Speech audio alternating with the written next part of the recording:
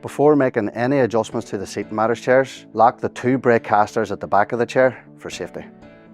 To replace the actuator, it's always good practice to have a second person holding the back in place. What we firstly need to do is gain access to the control box by pressing on the 2 buttons and opening the control box up. Then we follow the cable from the actuator that we want to replace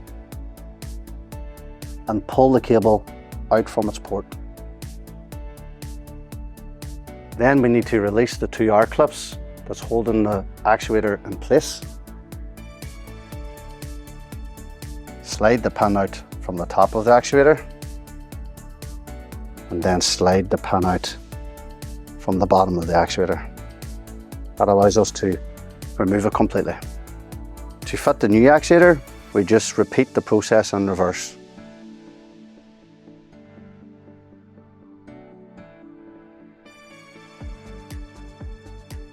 Then slide the top pin in. Then push the R clips securely into place at the top.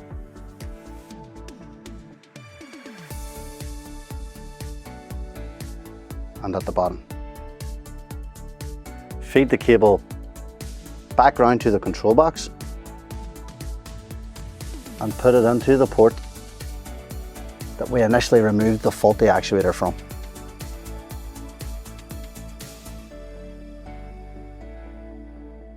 To replace any of the actuators, we follow the exact same process.